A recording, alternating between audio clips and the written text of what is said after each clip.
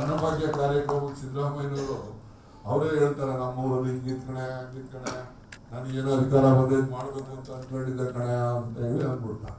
ಮತ್ತೆ ಮನುಷ್ಯ ಎಷ್ಟೊಂದು ನಿಷ್ಕಲ್ಮಶವಾದ ಮನಸ್ಸು ಅಂದ್ರೆ ಅವ್ರದ್ದು.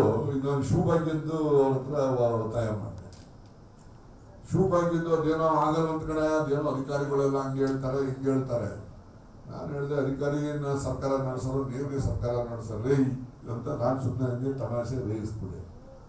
ಅವರು ಏನೇ ಮಾಡೋದು ಮತ್ತೆ ಅವರೆಲ್ಲ ಆಗಲ್ಲ ಅಂತಾರೆ. ನಾನು ಹೇಳಿದೆ, ನೀವೇನೇ ಶಿವಭಾಗ್ಯದ್ದು ಬಜೆಟ್ ಸೇರಿಲ್ಲ ಅಂದ್ರೆ ಬಜೆಟ್ ಪುಸ್ತಕ ಅಂದ್ಬಿಟ್ಟು ಅಸೆಂಬ್ಲಿ ಹೆಸ್ಬಿಡ್ತೀವಿ ಸರ್.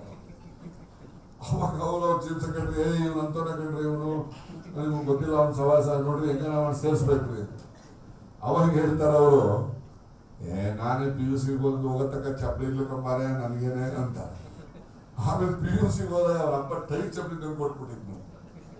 ಟೈಟ್ ಚಪ್ಪಲಿಯಿಂದ ಅವ್ರು ಇಲ್ಲಿ ತನಕ ಅದೇ ಹಾಕೊಂಡಿದ್ರೆ ಸಮಿತಿರ್ಲಿಲ್ಲ ಅದು ಚಪ್ಪಲಿಗಳು. ಹಿಂಗೆ ನಾನು ಹೇಳೋದು, ಮನುಷ್ಯ ಯಾರೆಲ್ಲ ಕಷ್ಟ ಅನುಭವಿಸಿರ್ತಾರೆ ಅವ್ರು ಮಾತ್ರ ಕಷ್ಟಗಳು ನಿವಾರಣೆ ಮಾಡಲಿಕ್ಕೆ ಶಕ್ತಿ ಇರ್ತಕ್ಕಂಥ.